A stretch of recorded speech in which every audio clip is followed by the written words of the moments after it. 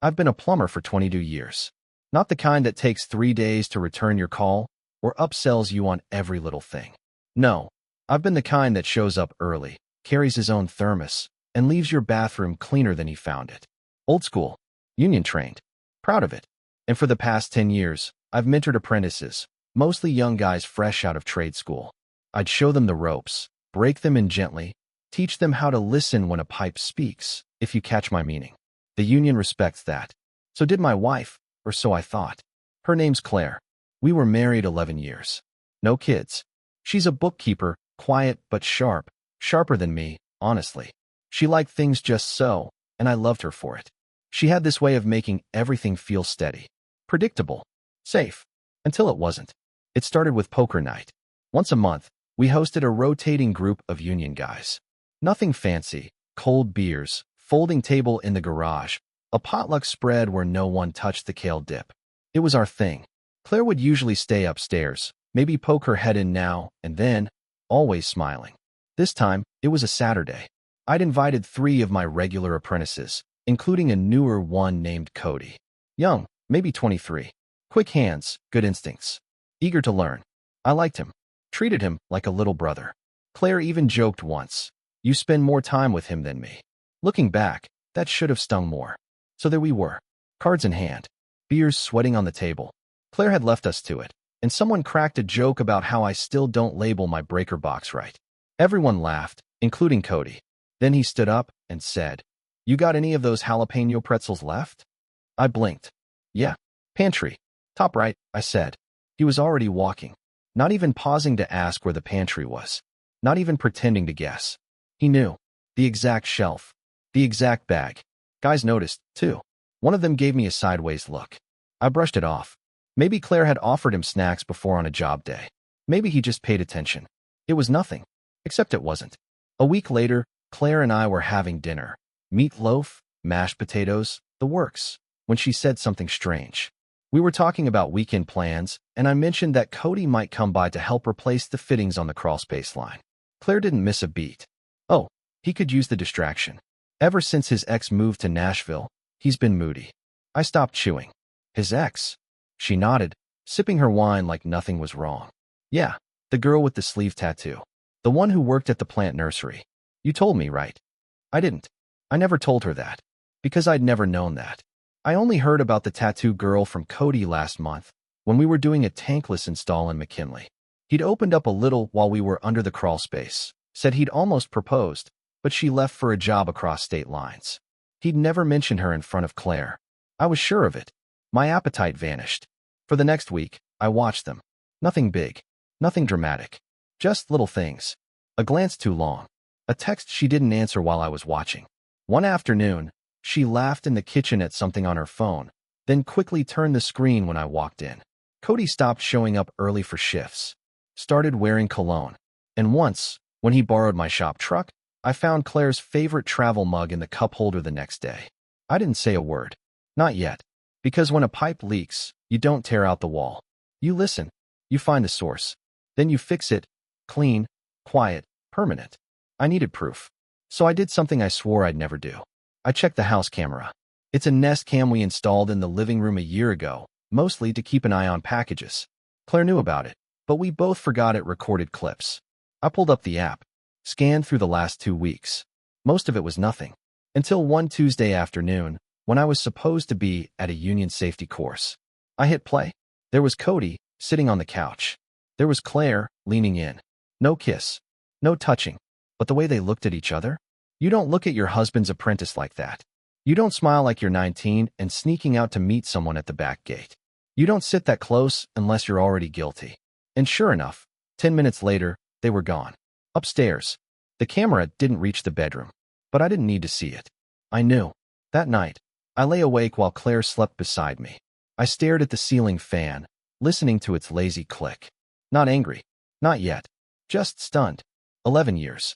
Dozens of apprentices. And she picked the one I trusted the most. There was a time I might have exploded. Kicked him out of the union. Called her out. Burned the whole thing down. But not now. Now I was something else. Cold. Focused. Because some betrayals deserve more than fury. They deserve a memory. A month later, I heard they'd eloped. Cody didn't even tell me. I found out from one of the other union guys who spotted their Instagram post, a courthouse photo with the caption, "Finally, official ring collision #justice. Just us. Like they hadn't stepped over the bones of my marriage to get there. Like I hadn't made him who he was. I should have been the one standing beside him when he got his license, his first job, his own van. Instead, he'd walked into my house and taken the one thing I didn't think I had to protect. That's when I decided to send a gift. Not out of kindness, but to return something. Something that was never his to keep. You'd be surprised how quiet revenge can be. No screaming. No slamming doors. No fists through drywall. Just a steady hand, a roll of tape, and a box. I didn't want to blow up their wedding. I wanted to haunt it. Make it so they could never unwrap a gift again without flinching. Make sure every congratulations came with the echo of who they had to hurt to get there. So I started building the box. Not just any box, the box. Lined with memory. Taped shut with truth. Addressed to two people who thought they'd buried me under a hashtag. I started with the letters. Claire and I weren't always on the rocks. Once we were in love. Back when she'd write me sweet notes and hide them in my toolbox before early jobs. I kept them all in an old cigar tin under the basement stairs. 22 in total. Some were folded tight. Others scribbled on napkins or receipts. One was written on the back of a job invoice after I fixed a busted water heater in February. It ended with, "You make cold months warmer. Love, you're forever." I laid them all out on the table. Read every single one.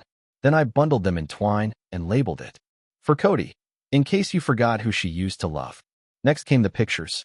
Not digital, not filtered, just Polaroids, old school prints, and a few tucked into albums we never opened anymore. I picked the ones that hurt most. The ones that would have meant something if they hadn't meant nothing now. Claire kissing me under the hood of my first work van. Claire laughing in our kitchen while I scraped paint off her knuckles after a DIY disaster. Claire in one of my oversized union shirts. No makeup, hair tied back, holding up a mug that read, "World's okayest plumber wife." I stacked them between the pages of an old photo book titled Building Together. Felt appropriate. Then came the recording. Took me 5 tries to get it right.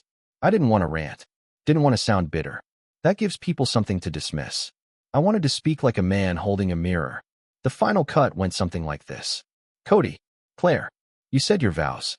You built your future on the ashes of someone else's. Maybe you think that's fine.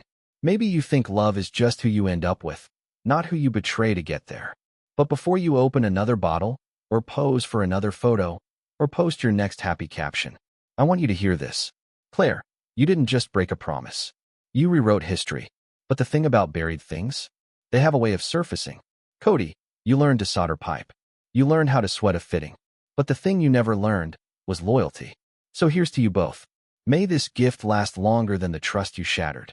I burned the file onto a USB drive, tucked it into a slim black case, marked it simply, "Play me after the vows." Now the box had everything it needed. The letters, the photos, the message. I added one final thing, a handwritten card, short and sweet. Wishing you a marriage full of memories. I sent a few of mine to get you started. Then I sealed it, wrapped it in clean, crisp white paper, tied it with black ribbon, had it delivered directly to their elopement venue, a farmhouse property just outside town, booked for close friends and family only. Turns out the groom's mom, Sandra, was one of those family members. She adored me. Still texted me every other week to say she missed my Sunday lasagna. Still had me saved in her phone as Ben the Rock. She didn't know about any of it. So when the box showed up with my name on the tag, she assumed it was a gesture of grace, a peace offering. She made sure they opened it after the ceremony, right before the dancing, in front of everyone. You don't have to be there to hear a gasp. Some sounds travel through time, through silence, through guilt. Sandra called me that night. Didn't leave a voicemail, just a text. Tell me it's not true. I didn't reply. Didn't need to. The truth didn't need an encore. 2 days later, Sandra came to my shop. I heard the bell ring and looked up, expecting a parts delivery. Instead, it was her, standing in the doorway like she was deciding whether to hug me or slap me. I stood. She didn't move. "Ben," she said, "just once." Then, tears brimming in her eyes, she walked in and set a plain manila envelope on the counter. Inside, Cody's name scratched off the family trust paperwork, and a handwritten note. He's not the son I raised. You were. I didn't cry, but my throat closed around something too big for words. 3 weeks later, I got a call from one of the union guys. Cody had stopped showing up to jobs. Word was, Claire had taken a break to sort herself out. Apparently, not all wedding gifts come with gift receipts. I didn't say anything. Just hung up, walked to my shop sink, and washed my hands. The way you do after a job's done right. The business I once worked for, the one Cody's father ran for 40 years, came up for sale not long after. Sandra offered it to me. No down payment. No strings. Just a handshake and a key. Said the crew would follow me. Said they needed someone who understood not just plumbing, but integrity. I accepted. I renamed the shop. True Line Plumbing. Straight runs. No shortcuts. Sometimes, when I'm driving home late and the sky's gone purple behind the trees, I think about that box. Where it ended up. If they burned it. If they threw the USB in a ditch or buried the photos in a drawer. Doesn't matter. You can't unsee the truth. You can't tape it shut once it's been opened. And every time Claire opens a drawer, every time Cody hears the word Minter, they'll feel it. Like steam in a sealed pipe. Like pressure building. Until something gives. 3 weeks. That's how long Cody lasted after the wedding. Long enough for the just married Instagram carousel to make the rounds. Long enough for the text messages to slow to a crawl. Long enough for that perfect, curated narrative to start leaking at the seams. I didn't see it coming apart, not in person. But when you've trained a guy, worked beside him in crawl spaces and muddy trenches, you can sense when the tools start slipping from his grip. And from what the union boys told me, he was slipping fast. First came the no-shows. Not even late. Just gone. Booked installs left untouched. Clients called the shop wondering if they'd been ghosted. Word got around that Cody was burned out, which is a funny thing to say about a man who'd just started his life. Then came the mess-ups. Botched fittings. Cross-threaded valves. A callback job where a customer found a copper sweat line so poorly sealed it blew out a leak while she was in the shower. I thought you trained him better than this, a guy from another crew said to me at lunch. I didn't answer, just stared at my coffee and listened to the sound of Cody's reputation flushing. Claire showed up at my shop one morning, unannounced. First time I'd seen her since the day she stood in front of a crowd in a white dress, pretending she hadn't detonated the decade we'd built together. She wore sunglasses. Her mouth was tight, hair curled and perfect, like she'd tried to armor herself in presentation. She stepped into the shop like it still belonged to her, like she had the right to lean on the counter. "Ben," she said, "we need to talk." I didn't look up from the invoice I was filling out. "I don't think we do." She pulled the sunglasses off, dropped them on the counter. Was the gift really necessary? I let the silence stretch. She was hoping I'd flinch. Explain. Apologize. I didn't. She sighed. "You know, he's not doing well. He was never built for this," I said, keeping my voice calm. "He wanted the title without the weight. He's falling apart," she added. "And now his mother. His mother saw who he really was," I said, finally looking at her. "So did I." Her jaw tensed. "You ruined his career." "No," I said. "He did that the second he thought sleeping with your mentor's wife was a shortcut." That one hit. Her eyes flickered. "He's not a bad person, Ben." I leaned in slightly. "He knew my garage code. He knew where I kept the spare keys. He knew my dog's name. And he used all of that to sneak around behind my back, while I taught him how to run pipe like a man." Claire said nothing. She just blinked, then turned to leave. She paused at the door. "He still says he loves me," she said. "Even now." I shrugged. "Let me know how long that lasts." Then she was gone. 3 days later, I got a call from the regional rep. Apparently, Cody had put in a request for a voluntary leave of absence from the union. Didn't give a reason. Didn't show up to the meeting. Just disappeared. They wanted to know if I knew anything. I told them I didn't. And that was the truth. Because I hadn't heard from Cody at all. Not since the wedding. Until a week later. I was doing paperwork after hours, alone in the new shop. The light above the counter buzzed faintly, and the only sound was the occasional gust of wind outside. Then the front door opened. And there he was. Cody. He looked older. Thinner. Eyes red-rimmed and tired. Like the wedding had aged him a decade. I didn't stand up. He didn't move forward. We just looked at each other for a moment, as if silently asking the same question. "Why'd you do it?" He finally broke the silence. "I just came to say you were right." I folded my arms. "About what?" "All of it." His voice cracked a little. "She left." I said nothing. She said she needed space. Said I reminded her too much of the past. I almost laughed, but I didn't, because that would have been mercy. He kept talking. She doesn't call, doesn't text. I'm back at my old place, sleeping on a futon, jobless, blacklisted. He took a step forward. I made a mistake. No, I said. A mistake is forgetting to insulate a line. A mistake is leaving a wrench at a site. You made a choice. He nodded slowly, then reached into his pocket, pulled out a small keychain, the same one I gave all my apprentices after they passed their third job solo. A cheap little steel pipe fitting with our old shop's initials stamped on it. He placed it on the counter. I don't deserve this.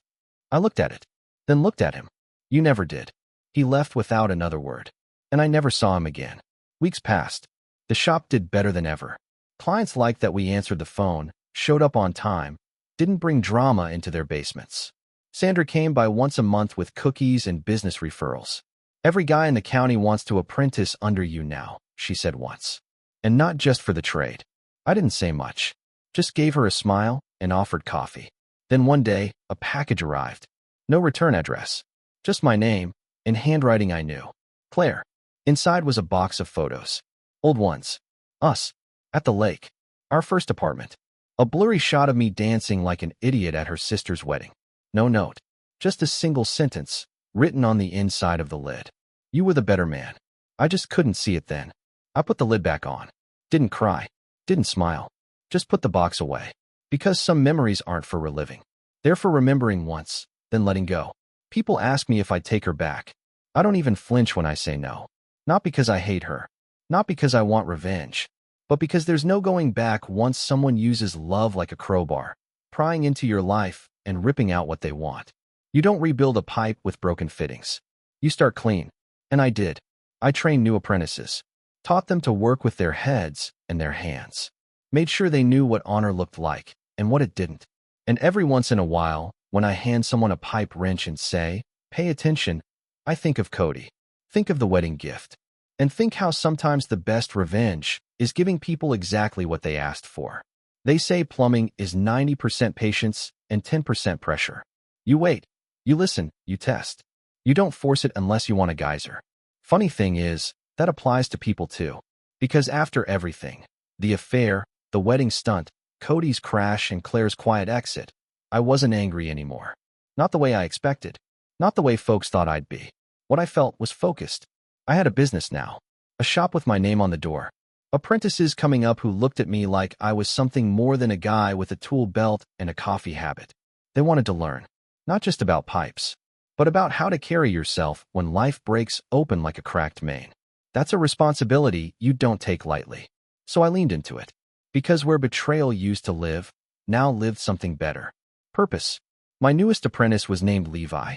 Tall kid, buzz cut, looked like he still had cafeteria credit at the local high school. First time I handed him a blowtorch, he nearly singed his eyebrow off. But he was eager, attentive, said, yes, sir, and sorry, sir, more than he needed to, which usually meant he'd been yelled at by some other guy who confused respect with fear. I liked him. Reminded me of myself, before the world had chipped away the corners. Levi didn't ask about Cody. Didn't need to. Everyone in the union knew the story.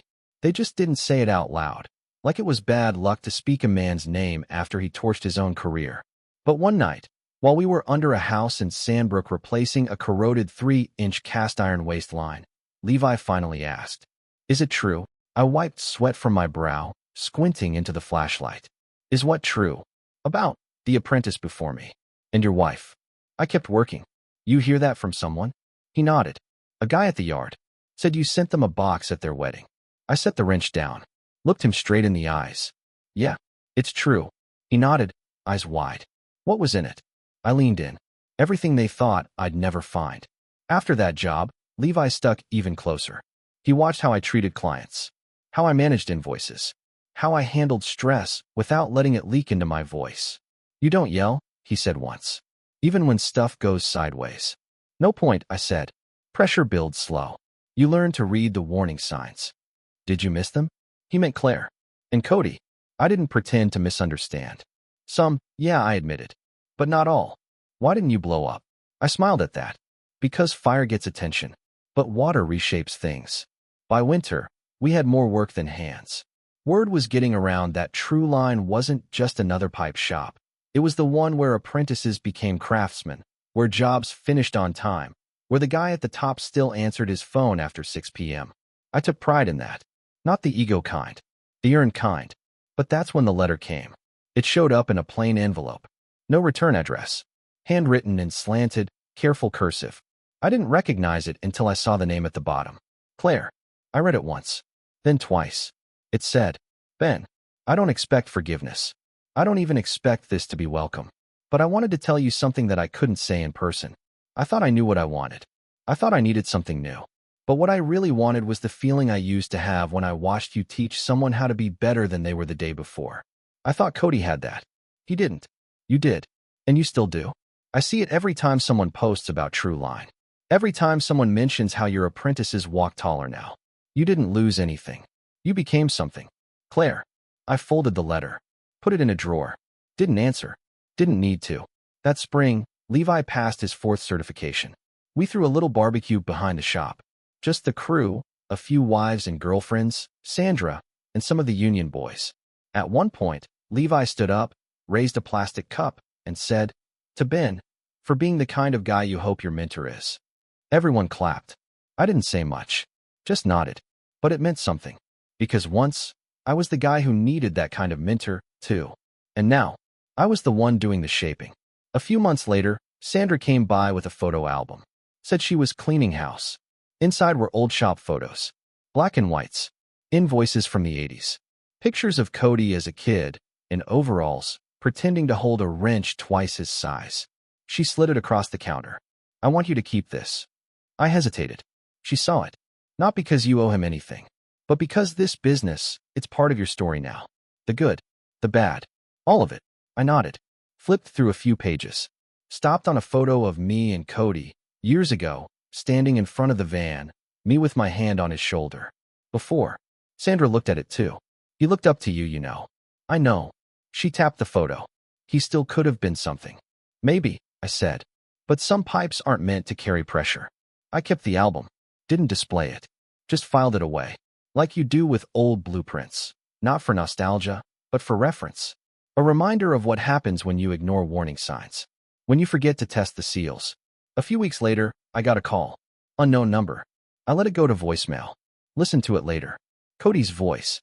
Thin. Worn. "Hey, I don't know why I'm calling. Just, I'm sorry. You didn't deserve it. I see that now.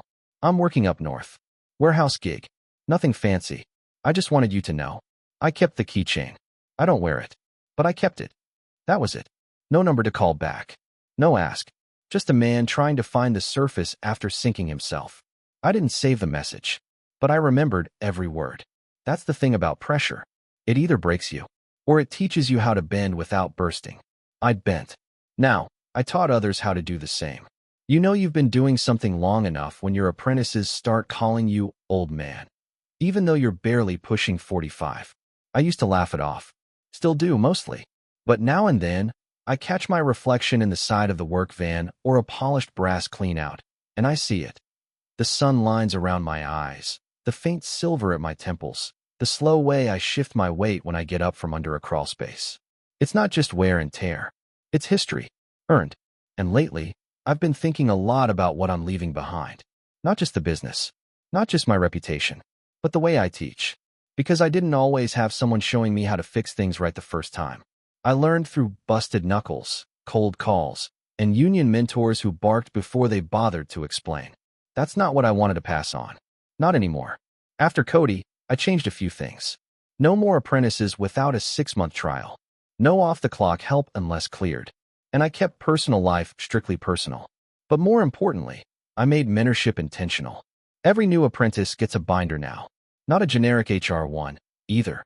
A real binder. With handwritten notes. Photos. Quotes from past jobs. Lessons learned the hard way. Levi got the first one.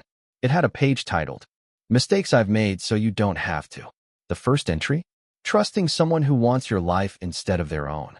He read it in silence. Then looked up and said, "That's fair." Business was booming. We picked up a new commercial contract in Westfield. 5-unit builds over 9 months. Levi ran lead on 2 of them. I only stepped in when things got tight or a supplier screwed us on materials. One afternoon, while checking pressure levels on a booster system, Levi said, "You ever think about expanding?" I raised an eyebrow. Like franchising? No, just more crews. More guys. You're booked 3 months out. He wasn't wrong. Our calendar was a full-color grid of chaos. But something about expanding just for the sake of expansion didn't sit right. "I'd rather stay small and honest," I said, "than grow and start missing calls." He nodded. "Good answer," he said. "That's what I'd tell people too, if I was you." That last part landed harder than he realized. Later that week, I stayed late at the shop. The light above my desk flickered every now and then, but I liked it. Felt like it was breathing with me while I worked. I pulled out the old folder Sandra had given me. The one with Cody's childhood photos. The black and white invoices. The ones that now, somehow, felt more like mine than his. And I started writing a letter. To Levi. Not because I was stepping down. Not yet. But because legacies don't start when you die. They start when you teach someone how to carry the weight without collapsing under it. The letter read, "Levi, if you're reading this, it means you've earned more than a paycheck. It means you've built something. Something that lasts longer than copper and concrete." I started True Line after I was betrayed by someone I trained. Someone I trusted. But that story didn't end with a grudge. It ended with purpose. And you've become part of that. Don't forget who you are. Don't let the job eat your soul. And if you ever find yourself standing in front of someone who reminds you too much of who you used to be, teach them. That's how we keep this thing honest. Ben. I printed it, slipped it into an envelope, marked it someday, and filed it in the back of the binder labeled Apprentice Transition Planning. Just in case. A month later, Levi came into the shop holding something behind his back. I was mid-call with a supplier, but waved him in. He waited patiently, then slid a small box onto the counter when I hung up. "Got you something," he said. I opened it. Inside was a hand-carved pipe wrench. Not full-size. Decorative. Made from walnut, with the initials BL burned into the grip.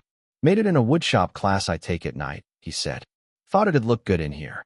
I held it like it was glass. "I don't know what to say." "Don't say anything," he shrugged. "You already did." That same week, I got a call from Sandra. She was cleaning out a storage locker and found something I might want. Cody's first union badge, laminated and faded. And a business proposal he once drafted for opening a plumbing YouTube channel called Flush Facts. I went to pick them up. We talked for a bit, mostly about weather, family, quiet things. Then she said, "He called me, last week." "Oh yeah." Said he's thinking of applying to welding school. Said he wants to work with his hands again. I didn't know how to feel about that, but I said, "Good for him." She smiled. I told him I was proud of him, and that I'd already given his inheritance to someone who deserved it. We didn't say who. We didn't need to. Legacy isn't clean. It's soldered together through mistakes and grief and the slow work of showing up after everyone else has walked out. It doesn't sparkle. It holds. I installed that wooden wrench on the wall beside the shop's entrance. Clients ask about it sometimes. What's the story behind that?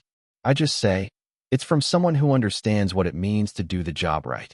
They nod, and I leave it at that. Because the full story isn't mine alone anymore. Somewhere, Cody's probably swinging a torch or rolling cable across a scaffold, wondering what could have been. Maybe he tells people he almost owned a shop once. Maybe he leaves out the part about the affair, the betrayal, the box. But memory's a tricky pipe. You might seal it for now, but pressure always finds a way. Subscribe to the channel